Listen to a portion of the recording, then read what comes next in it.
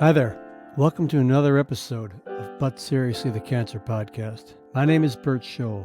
I'm a two-time cancer survivor, a cancer survivorship guide and coach, and I'm the creator and host of But Seriously the Cancer Podcast. To learn more about my services or about the podcast, please go to bertscholl.com. That's BERTSCHOLL.com. We'd also really love your feedback, which you can provide by going to the bertscholl.com contact page and filling out the form. Please do. And follow us on Instagram and Facebook at But Seriously the Cancer Podcast and on Twitter at But Seriously TCP. And make sure you check out our Patreon page at patreon.com/But Seriously the Cancer Podcast. And thank you so much for all you do. Great. So I haven't even asked you yet. So tell everyone what kind of cancer you were diagnosed with. Oh, And you said, what, 3 times now? Well, yeah, I have the initial diagnosis. And when? And how old were you? I was diagnosed in September. So I have a kind of a crazy story. I was diagnosed in September of 2018. So I went for a routine colonoscopy in July of 2018. I moved, bought a house. We bought a house. So it was a very stressful time. And we moved into the new house at the end of July. I had an obligation to a friend, and I had to meet her up in Maine. So I left for like a week before the day we moved into the house. Mm. And then, so we're unpacking. I come back, we're unpacking. Everything's a wreck, trying to get myself back on track, get back to work. And now it's close to Labor Day. And I think it's the Friday of Labor Day. At least this is how I remember it. Mhm. So that's another thing. I've had a lot of chemo and my memory's not great. Me too.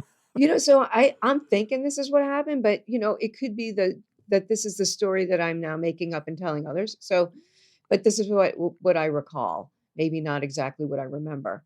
So I remember getting a phone call on my cell phone, and it's a beautiful day out. It's like, clear, and it's late summer, and it's late afternoon, and it's Friday, and everybody feels great. And I get this call, and it's like, this is Dr. So-and-so. Now, I don't even remember which doctor it was. And he says, well, I got the results of your colonoscopy. And I said, oh, and I had forgotten about that. I had forgotten all about it. And it's, now it's 6 weeks later or so. And he says to me, you have cancer. And I'm like, what? I mean, he just says, he says, I've never had to do this before. And he said, you have cancer. And I was like, what? That can't be. We're sending, the tissue out to another pathologist, and we're having it looked at again. But you need to be in touch with your, your doctor, and you're going to have to see an oncologist, and you're probably going to need chemotherapy. That's what he said in this phone call. And that was the end of it. And then it was like, we'll mail you the results. And I just hung up the phone, and it was as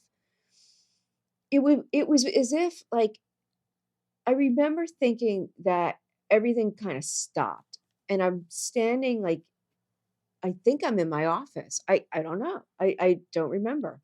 I remember going outside, though. I eventually went outside. But I remember just thinking to myself, well, what do I do? You know how we have an emergency response? Like, that when somebody's hurt and bleeding, you call 911.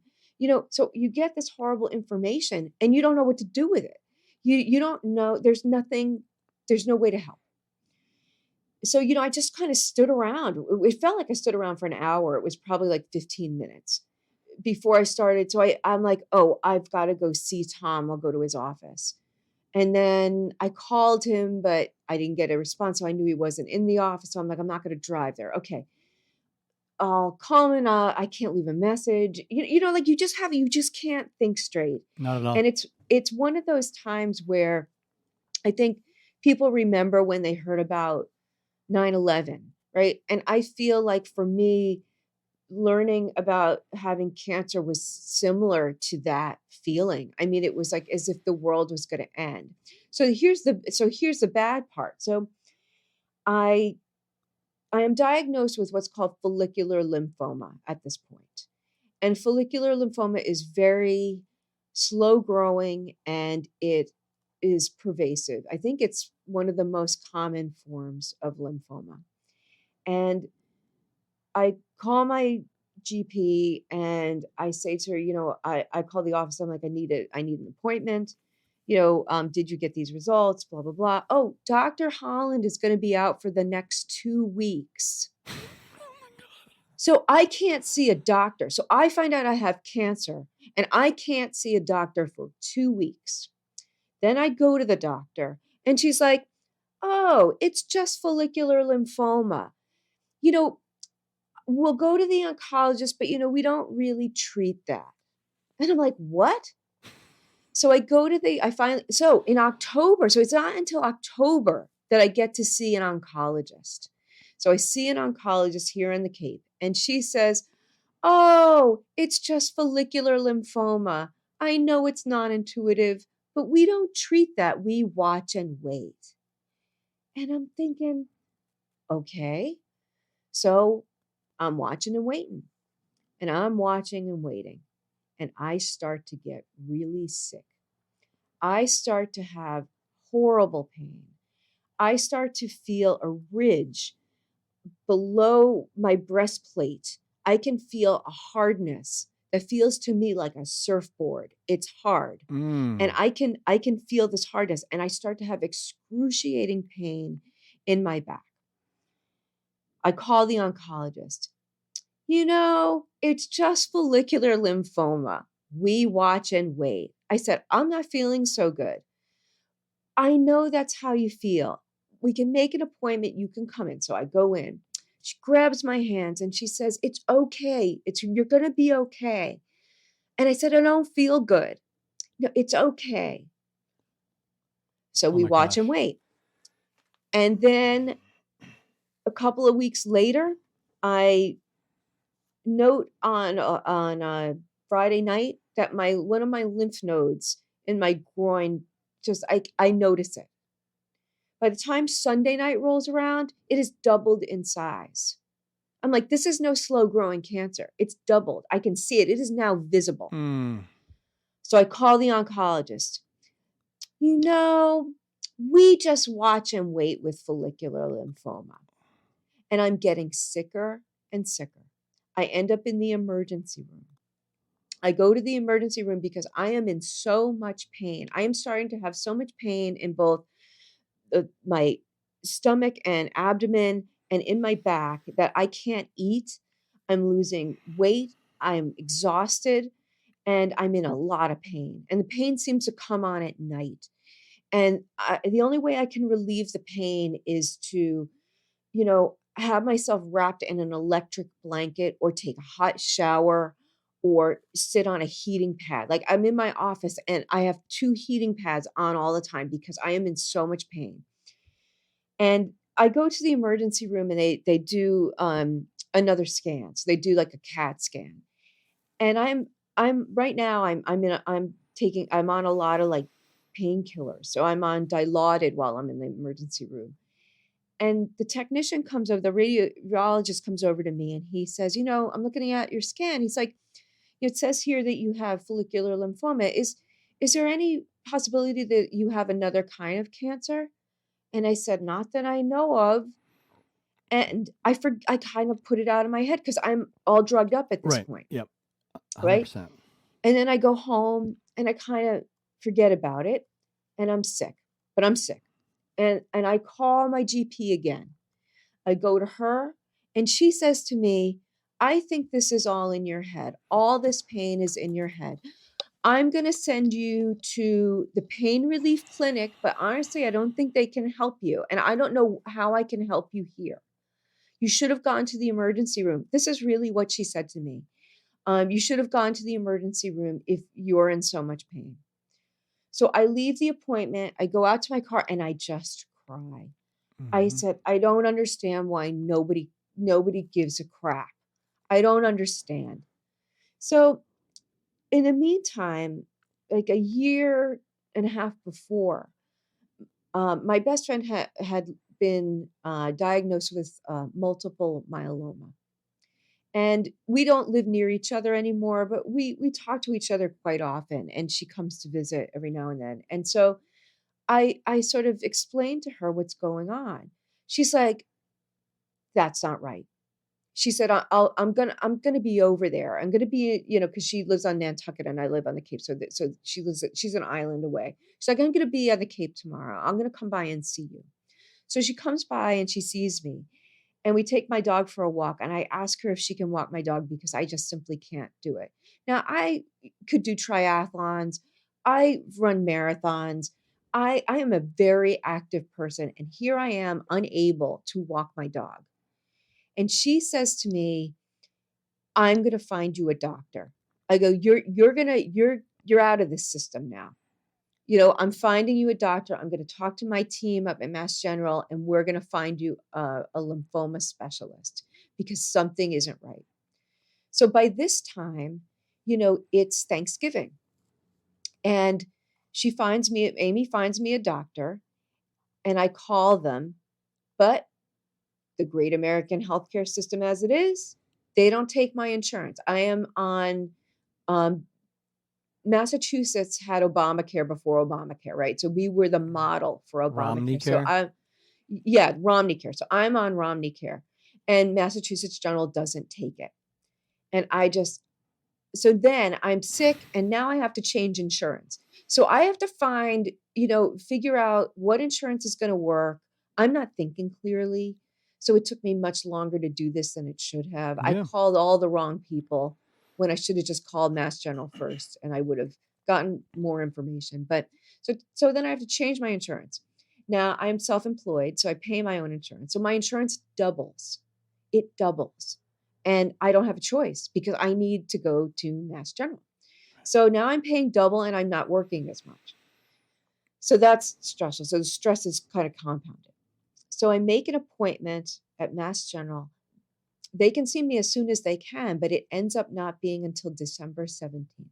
So I go from Labor Day of 2018 until December 17th of 2018 in pain, getting sicker and sicker, with no one listening to me, with lymph nodes exploding, all over my body.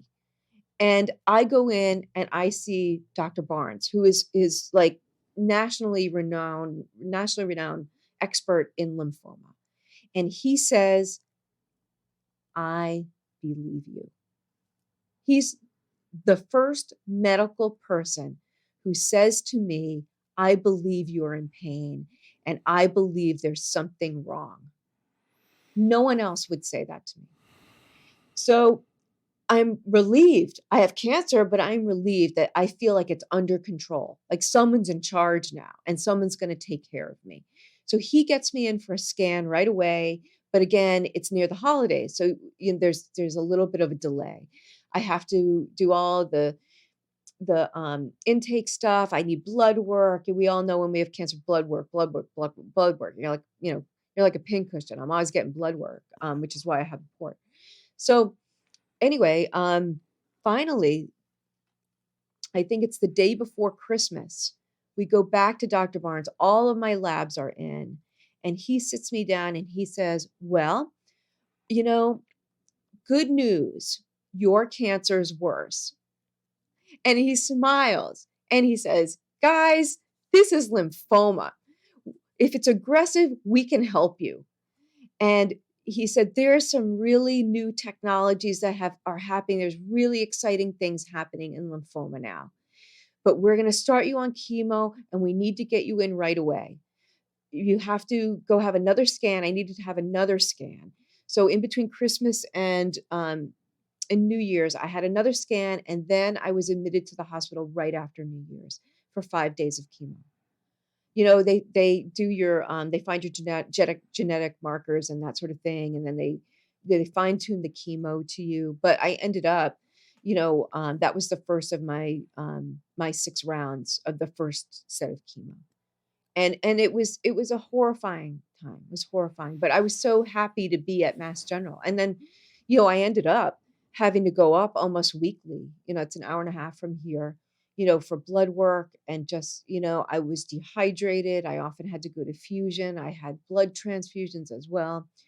But so I did my 6 rounds. I got excellent medical care. And then in on Valentine's Day, the um because the chemo was working, that's when my small intestine wrapped around one of my tumors and I got horribly sick. I was horribly sick. I was throwing up. I had fevers. I was in horrible pain. It was excruciating. And they rushed me to the hospital here to the emergency room. And then I had to go in another ambulance up to Boston. So that was another hour 15 in the ambulance. And then they had to do immediate surgery on me because it was a dire situation with this twisted, it was very toxic, and Mm. I needed a surgical oncologist, and it was this big thing. And then I was in the hospital for 10 days that time. And so during that time, I was supposed to get chemo. And so my chemo was delayed. And it was during that stay in the hospital that I was next to, so that was the only time I had to share a room.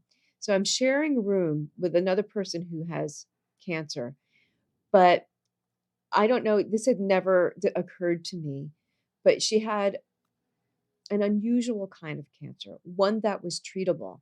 But she became sort of the star patient on the floor because Massachusetts General is a research hospital and everybody wanted her tissue. So there were people coming in and out of the room, and they just wanted, everyone was vying for a tissue sample from her so they could all do research and stuff. And so she was sort of like this, entitled patient. She felt she wasn't sick like me, like she wasn't getting chemo. She had surgery, like it was a different situation, and everything else. And so she was kind of snotty. I had a tube up my nose. I had the tube that went into your stomach. I forget now what it's called. Yeah. Right. So they drain your stomach. I couldn't breathe. I have asthma, and I was snoring. And she was yelling at me for snoring. She's like, can you quiet down over there? And I'm like, this isn't a hotel. It's a hospital. And maybe you're the star of this floor right now, but I'm really, really sick. And to make matters worse, I had a nurse come in with a trainee, and they I couldn't move, right? I had abdominal surgery, so it was very difficult for me to get in and out of bed. So I had become neutropenic, so my numbers were very low, my white blood cell count. So they moved me to a private room. The nurse and her assistant, they put me in the private room. It's around 2 o'clock in the afternoon. They set me up and then they leave.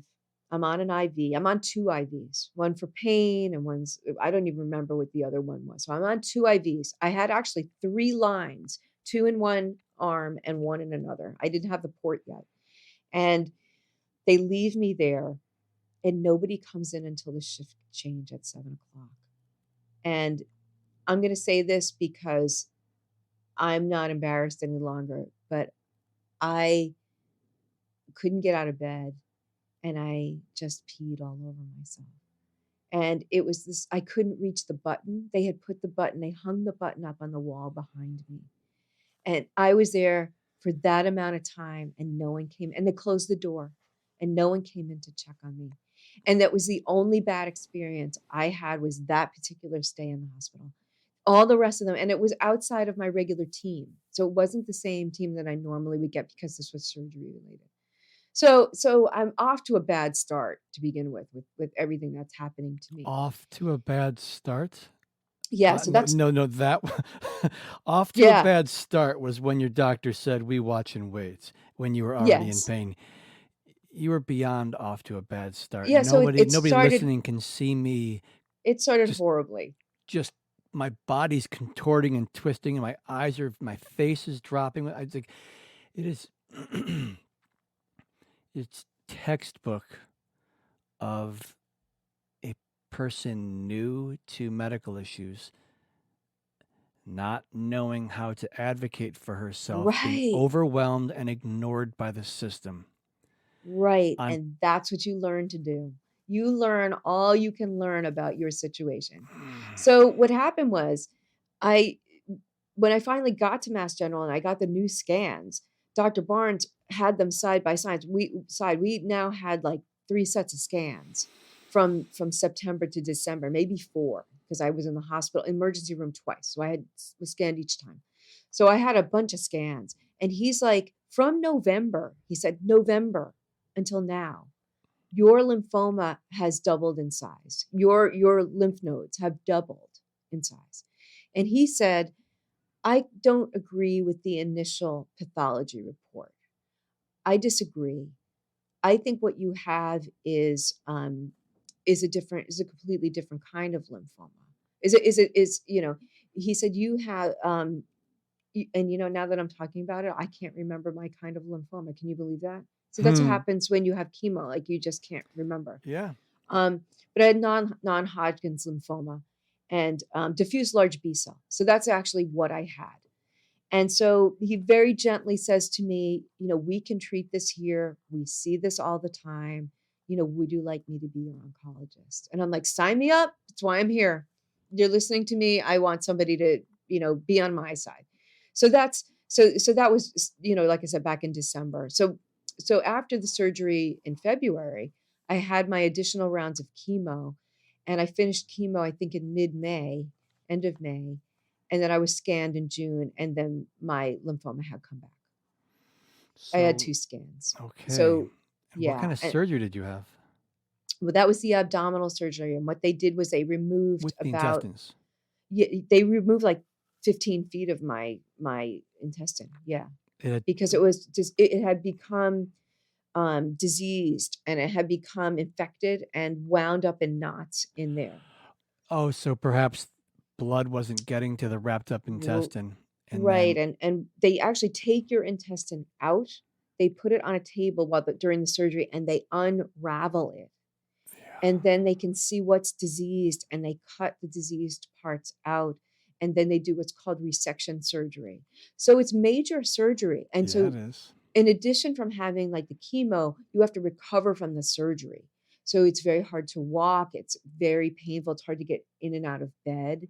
It's very difficult. And so, so I had 6 to 8 weeks of recovery just from that surgery, but I was also getting chemo at the same time. So once they could get me back into chemo, they got me back into chemo.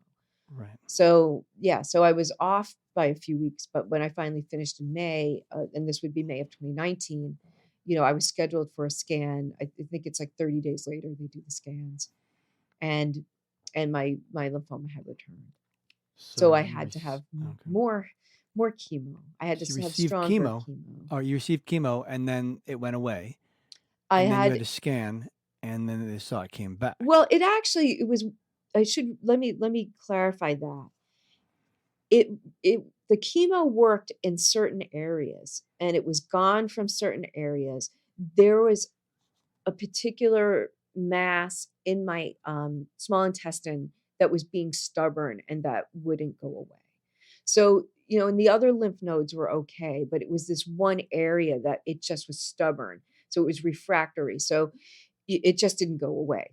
So the chemo it didn't respond to the chemo. So I went back, and I had 3 more rounds over the summer of 2019. But on July 3rd, they signed me up for a research study in case that came back, in case it came back after those 3 rounds. So they said, we're going to sign you up.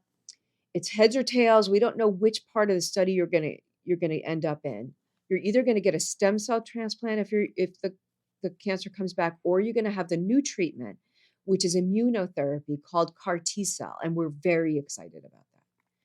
So I had to go in on July 3rd and be apheresed. So what that means is they put 2 very large IVs, one in each arm, and they take out your white blood cells. They take out your blood, and they put it through a centrifuge so that they can divide out the white blood cells. And what they're doing is they're preparing for CAR T.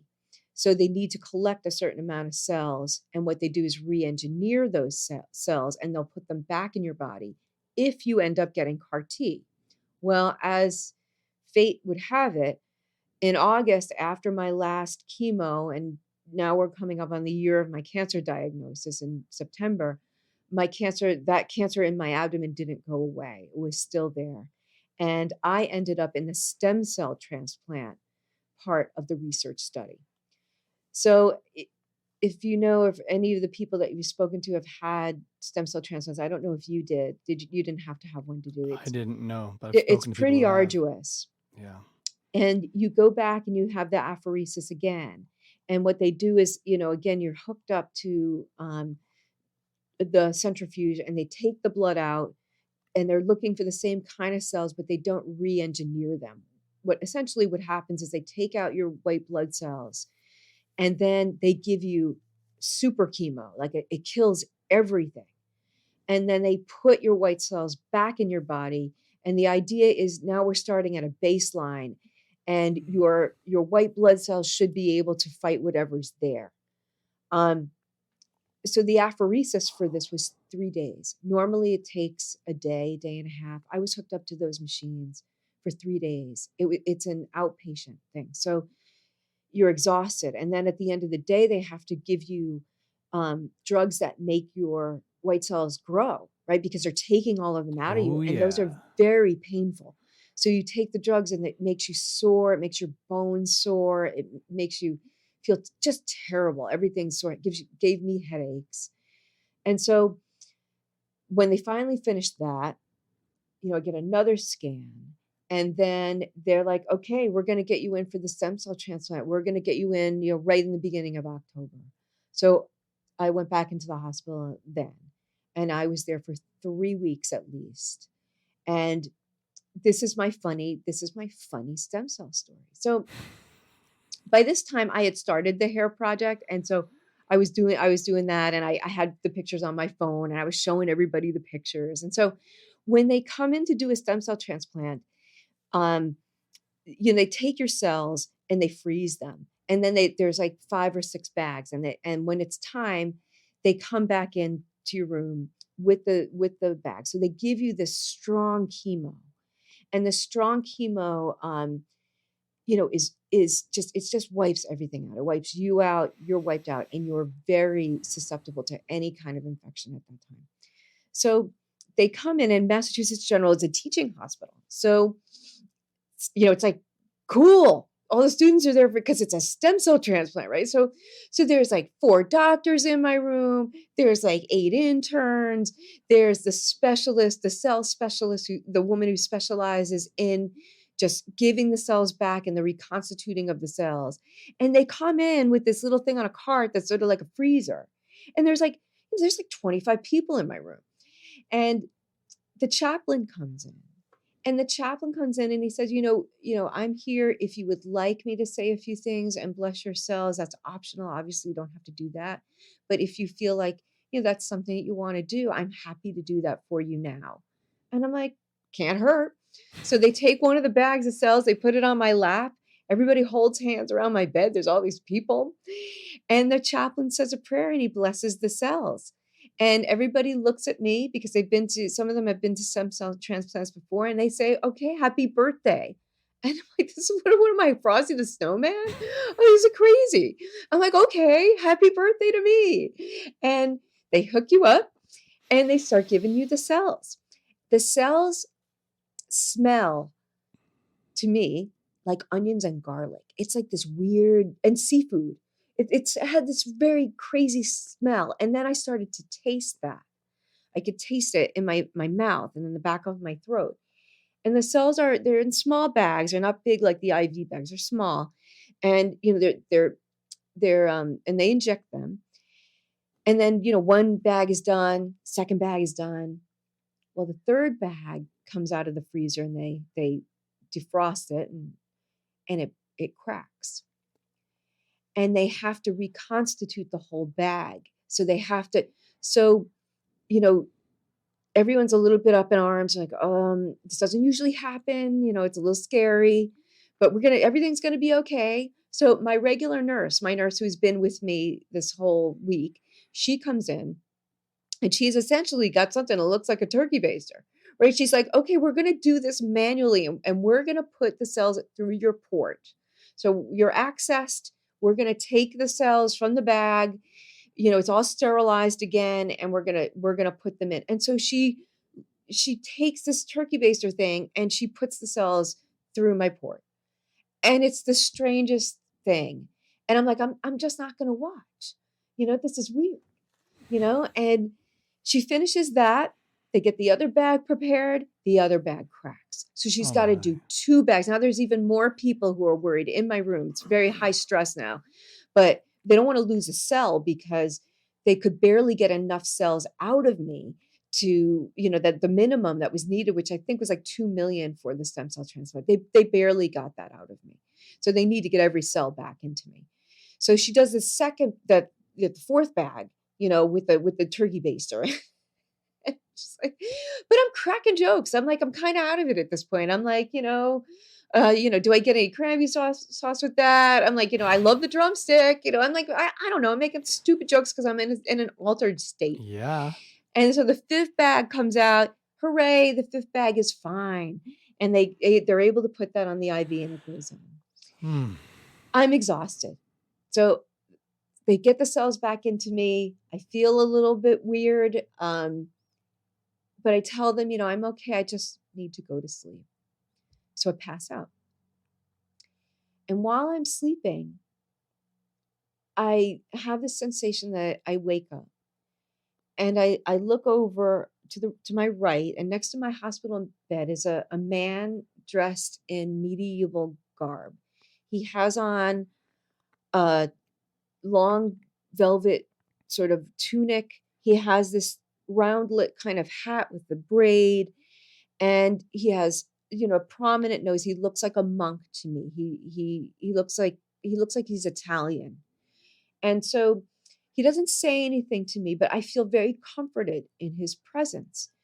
And I can see that he's got some thread, and he's got a pair of scissors, and he's cutting some thread. And I'm thinking, what's that about? It's like the Greek fates. Am I dying? Is this the end of the road for me? And he takes the thread and he crosses it like this he takes it and he puts it over my neck. It looks like a silk cord. And essentially he's making the shape of a cancer ribbon, right? And he does that. And I look over at him one more time and I feel comforted. And he just sort of disappears. And I wake up and I feel very at ease and everything's okay. It turns out that the transplant's gone fine and that they expect that the cells are going to take, but my body won't reject them. I seem to be doing okay. And good news. So for the next 24 to 48 hours, I become supercharged. These cells make me supercharged. I feel, I think, sort of like somebody who is having a manic episode feels. I'm making plans. I'm thinking I can write a book in an evening. I am walking around the hospital and I'm like, I can walk, I can do the 20 miles here in the hospital, right? So I'm supercharged and I can't sleep. And I'm like, and I'm an artist. So, I'm sketching. I'm like, oh, I'm going to redesign my house. So, I start like, and I'm like, I'm going to buy furniture. So I start buying furniture. I'm on the phone, I'm on Amazon. I'm on everything. I'm at Wayfair. I'm buying all kinds of stuff. Next day, a couple of days, Tom's like, the chair just arrived. He's like, or next day, there's another big box here. I think there's a rug out in the driveway. He's like, I'm like, oh yeah, I think I ordered that stuff. So I went through this high energy sort of time, and then I crashed. And then I was in the hospital for 2 more weeks because they have to make sure that your white blood cell counts go up. And you feel like crap during this time. You just feel horrible. It's a lot of fatigue. They check you for all kinds of things. Fevers, any kind of infection. You don't get a lot of visitors because it's kind of not a good idea for somebody to be visiting you at this time. So this is now the end of October of 2019. And finally, after like 28 days or whatever it is, I'm out of the hospital. They let me go. And I can go home, but I have to wear a mask and I can't go into public places. So I'm quarantined for about 8 weeks, 6 to 8 weeks, depending on how the treatment goes. And I have to go back up to the hospital. I think for the first week, for the first 3 weeks, it's every other day. They want me up there to take my blood, and they take the other port out. I had a special port put in. That was the trilumen port. It's huge. And they needed that for the transplant. So they used both ports and they used my arms. Like they used everything they could have access to. And so you just feel crappy. You feel terrible. And now it's like now it's a year now since I had changed my insurance and I'd gone to Mass General. And slowly I start to feel better. I'm told that it's going to be a long time until I feel better from the stem cell transplant, that it can really knock you on your butt for a long time. And it did. A year later, I still feel fatigue. I still feel, the effects from that. So I go home, and now it's like the beginning of December, just after Thanksgiving. And my brother wants to take me to see a psychic medium. And I'm like, sure, I'm not supposed to be out of the house. I'm not supposed to go anywhere, but I'm going to go see a psychic medium with my brother. And we go. And it's an astonishing reading. And it's an hour and a half, and she knows a lot of things that I don't know how she could know, like specific information. She says that Tom's sister is there, but she's confused because Tom's sister is there, and she's a swimmer, and Tom's sister's there, and she wants you to know that she's okay, but she keeps saying your name over and over again. I don't know why she's saying your name. And I'm like, she's saying her name over and over again. She's telling you what her name is because we have the same name. So the psychic was confused because and that's understandable, right? So at the end of the reading, just all these astonishing things come up. But at the end of the reading, the psychic says to me, she says, there's something you want to ask me. I think there's something else. And I think for a minute, and I said, well, yeah, I had this weird experience during the stem cell transplant. I'm going to tell you what happened. And I explained to her about the man that showed up and the scissors and the cord and the velvet outfit. And she stops and she's very quiet. She says, this has never happened to me before. But that was Dante, the poet. And Dante wants you to read his work. And that's why he came to visit you. And I'm like, I'm like, really? Like, that's funny. And I don't think much about it. And I go home. A couple of weeks go by. 3 weeks go by. I'm still in quarantine. And one night you have a lot of trouble sleeping. And, I had all kinds of sleep aids, but a lot of times they didn't help. So I decide that, you know what? I never got a chance to go to Wikipedia and look up Dante. I've been meaning to do that. I majored in literature in school, but for some reason it was the one thing I never read. And I knew a little bit about Dante. So I go to the Wikipedia page, and the portrait loads, and it's a painting by Botticelli, and it's a portrait of Dante. And it is the same person that I saw. Now, I could have seen this painting before. I'm an artist. It's possible I'd seen it. I don't know. But that's the person that I saw. That painting is the person. And I'm like, oh my God, this is like the strangest thing. So I end up reading the Divine Comedy. So I spend the next, so my cancer comes back in December. And it's still that place. It's still that one place in my abdomen that won't go away. And Dr. Barnes is like, that's great, because now he's very enthusiastic. He's like, now we can go to CAR T. You can have the CAR T cell treatment, and we are very hopeful that this is going to be the thing. We've had great success with CAR T. So I go in on New Year's Eve. I could either go in right at Christmas or I could go in on New Year's. So I chose to go in on New Year's. And they give me the CAR T. They collected those cells in July. So they're giving me those cells that have been re-engineered. And and it's a much smaller process. Well, first they give you chemo, I should say. So you get chemo again. It's another sort of devastating kind of chemo where they wipe everything out.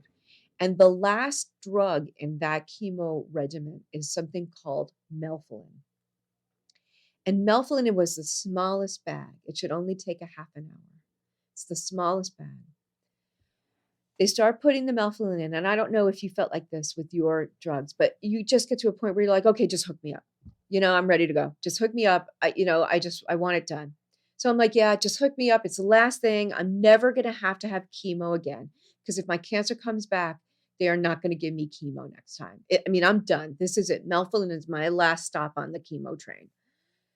They load me up with the melphalan, and I can feel it going through my face, and I can feel it hitting my brain, and I can feel it go across my trigeminal nerves in my face. And I am in the most pain I have ever been in. Oh. And before they give you melphalan, they have cryotherapy. So you chew on popsicles and ice because it's for 50% of the people, it alleviates this pain. It makes the pain. It just doesn't happen. But I was on the other half that gets the pain, and it was horrifying. So they have to come in. I'm ringing the thing. I'm like, they unhook me. I'm holding my face in my hands, and okay, we're going to give you a painkiller. So I don't remember what the first painkiller was, but they give me this huge dose right through the port, and I can feel that. I can feel it go to my heart. I can feel it go through my neck, in my throat. I can feel it in my head, and I can feel it in my face. Okay, that feels better. Hook me back up. They hook me up. Melphalan goes back in. I feel it again. It's going through my face. It's going in my brain, and it starts to hurt, and it's horrible. This time they call the resident on duty. The doctor comes in, and he's like, "We're going to give you morphine." So they give me a hit of morphine right into my port. Wow. Because if I don't finish this round, I can't get the CAR T cell treatment. I absolutely have to finish this round of chemo. There's no stopping this round. I take a deep breath. The morphine makes me a little queasy, and I'm kind of woozy. I can feel that. I feel it going all through my body. I feel it in my heart. I'm like, okay, we'll try again. They hook me up to the melphalan again. Same thing. I feel the pain in my face, and it is excruciating. They come back in. They give me another hit of morphine. We wait 10 minutes, more ice, more popsicles. I'm like this. I'm like a noodle at this point. Yeah. And they're like, you've got 15 minutes left on the melphalan. You can do it. We've got to get the drug done. So they hook me back up, and I barely make it through. And then they watch me. They come in every minute. And the nurse is holding my hand. They're bringing me more, anything I want, I can have. But finally, I make it through the last 15 minutes, and I'm done. And that was the worst of it. And then I was able to get the CAR T cells the next day, and that cured me. So it was worth going through this horrible experience that I had. And I know I've taken a long time to explain this, but it was horrible. Many, many scans, so much blood work, so many misdirections. But finally, I get what I needed. And so far, so good. A year and 2 months out, I am still cancer-free. And I am so thankful. And I would not trade that experience for anything. I really wouldn't. At the time, I certainly was not singing the praises of having cancer. But now I realize how much that experience has impacted me, has made me grown, and has turned me into just a much more empathetic person, and how much more understanding I have for other humans. So that's my story. And I'm still making hair. We're still doing hair today. So, and I just was a visiting artist at Creighton University last month. And a lot of the students, I lectured to medical students and to undergrads. And a lot of them have made me pieces. And so I'll be getting those pieces soon. And the project has sort of transformed from the bright colors and all of the very exaggerated characters into something that's now black and white. It's a lot more understated. It's more focused on the pieces and the shapes of the pieces. And I try to relate it back to my experience with cancer. But so that's where I am now. So I'm still cancer free. Yay. Yay. Absolutely. Eileen, I Yeah. So, usually begin by asking guests, what were you diagnosed with and how old were you? And oh, and I was 52. So oh, I'm going to be 54 next month. So yeah. So I was 52 when I was diagnosed. wow. But this time something just said, you know, I was just led elsewhere, intuitively. Just like we just started talking about your work, and that led into a whole nother conversation. And looking back, I'm like, oh, okay, that makes sense now because a you had an experience that you needed to share. Like it's so clear. That's you went through a lot. You went through a very difficult treatment. And it So started out with not being believed. yes. Like my not being believed story is when I was post surgery in the hospital, I told them I was in pain, and the resident student, she said, "You can't possibly be in pain. You're on this much morphine." So my wife calls the patient advocate, and my doctor comes in. He's like, "I'm sorry. Here's your medication." That's my whole they didn't listen story. Other than like the doctor who misdiagnosed me 4 times over 6 months, telling me I had hemorrhoids. Oh But my like God. but my story's pale in comparison to you're like you're like, oh, it's in your head. We can do this. But you're like, yo, I am in pain. I have massive lymph nodes, and everything you had to do, and then vacations and holidays, and finally get your treatment. And my goodness, that CAR T cell to receive that, the chemo you had to go through, like you are. Don't tell me I'm a hero. That was I'm not just, what. I'm not a warrior. No, but I admire your strength. It's I'm clear that I can say that to you and you can hear that. There's certain people, certain guests, you can just intuitively tell like they're I'll say it differently. I noticed for myself in the midst of all my treatments that my strength stopped just being what got me through, but it also became who people knew me to be. And then I was living into this idea of who people held me to be. And I was like, wait, I don't want to be here. I don't want to be that. And people can get stuck inside of that. And then your humanity has no space to be. And speaking to you, though, I can say to you, I'm clear I can say to you, like, wow, like you are very strong. And is it mental? Is it physical? I don't know. Whatever it was, like there was something in you said, like, we are getting through this. Maybe Dante wrapped that ribbon around you and said, "You're doing it." I love that you saw Dante, and then That's you're like, hilarious. You just kind of like do what you have to do. I think you get into this mode where you just do what you have to do. you wanted that CAR T cell I immunotherapy, and you were did. like, "What do we? Okay, let's keep going. Okay, stop. Okay, ready, go. Okay, stop." Like, oh man, I love that the nurse was holding your hand, and like it's Mhm. so, we get the staff that we get, and when you get someone who has a compassionate bedside manner and they can be there with you, what a difference that can make, so you don't feel the aloneness, because you are alone, but the aloneness is not so overwhelming. It's like there's someone like right Mhm. there that can just kind of Mhm. keep pulling you back and Yeah. connecting you.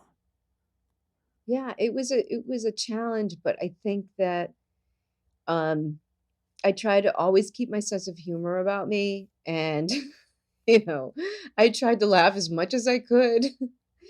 And Yeah. I really just looked at it as, okay, I'm done with this part. Okay, we're on to the next part. I broke everything down into smaller pieces. So as not to look at the whole treatment as like this giant overwhelming thing. I just sort of said, okay, so today I'm getting this chemo. This afternoon I'm going to get the other one or whatever. And so I just sort of broke it down. And it was hard, but I think that as an athlete, I learned to do that through, running long distance. I learned to break things down into smaller pieces. So mentally, in some way that mentally prepared me for this. It was sort of like an endurance, exercise, I'd say. Right. Yeah. Like when you have a long term, I was gonna say I'm not a runner, but like when there's something I'm doing that requires a lot of me physically, like when I was working on a job, swinging a hammer or swinging a shovel, like you don't look at that huge pile of rocks you're shoveling and think all you look at is the one scoop, and you throw that and you stay there. And when I was going through my diagnosis the first time, I created this mantra: today I'm giving up X and I'm being with what's so. Today I'm giving up how I thought chemo was going to be, because right now I can't even work and I'm miserable. And I'm being with what's so. And what's so is I can't work and I'm miserable. And I have a lot of resistance to that.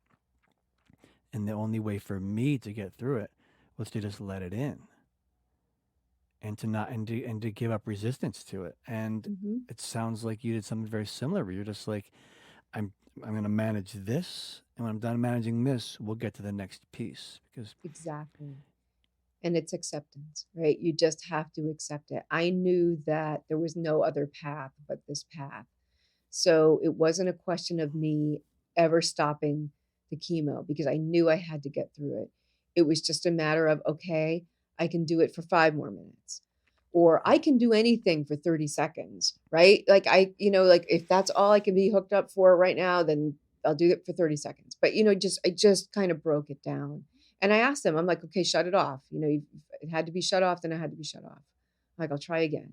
And that, I had other reactions to drugs too. That wasn't the only one, but I had, terrible reactions to some of the other things. And, I just kind of learned that, you just kind of try to keep it in perspective if you can. I mean, it's hard to keep things in perspective. I know it is, but you just sort of think, okay, the outcome, what's coming after this is what I've been waiting for. I can do it. I can keep going, you know, I can keep going, because 80% of the people they treat or something like that with CAR T are cured, or it might even be wow, higher. I'm not sure. It's a high wow, percentage. Yeah. And so I'm like, I've got to make it to that. You just keep going. yeah. Take a deep breath and you keep going. Oh man, it's been a real treat talking with you. Well, I've really enjoyed this, and I'm so happy that you had me on the show, and I think it's so great that you're doing something like this. And I just think anytime that we can share our stories and reach other people and make it helpful for other people, that keeps me going. If I can reach out and help somebody somehow through my story. And I think that's what you're doing is so great, because you're just keeping people's stories alive and sharing them with others, and we all learn from that. So I'm so glad that you have the show. Thank you. I appreciate that acknowledgement. I have the show because I want someone who's going through something you've been through to hear this. Or one of their loved ones says, okay, go to the Eileen Powers episode and go to an hour and 32 minutes where she's talking about like, this is where Eileen was laughing hysterically at the absurdity, or this is the part where she had to find strength she didn't have, or this is the part where she repeatedly was told, we watch and wait. And it's like, it's disappointing when, you and I are both examples of where we could have advocated for ourselves had we, you know, the awareness to. And Well, I have to thank my friend Amy, and who yeah, still has multiple myeloma. And it's possible that they will use CAR T cell for multiple myeloma soon, but it's still being researched. And here I am, hopefully cured, but Amy is not. And I think it's so important that for me to keep it in perspective, that I was really lucky. I could have been like anyone else. I was just lucky that I came along with this particular kind of cancer at this time, right? I was lucky. And I'm so fortunate to have been able to be in that research study and to have received the CAR T. And I have another friend named Lynn, and Lynn's been waiting for CAR T. She lives in Canada. She's been waiting for 2.5 years. What? And she's still, hers is a very complicated situation, but with COVID and a lot of other things that have happened with her physically, it's been delayed and delayed and delayed. And she now looks like she's on track. But every time, Lynn and I correspond, I think to myself, my God, how lucky was I? I really was. And anything that I can, give to Lynn in terms of energy or any way I can make her, feel like she can get through this. I try to help as much as I can. Of course you do. Of course you do. And, as you say that you're lucky, it's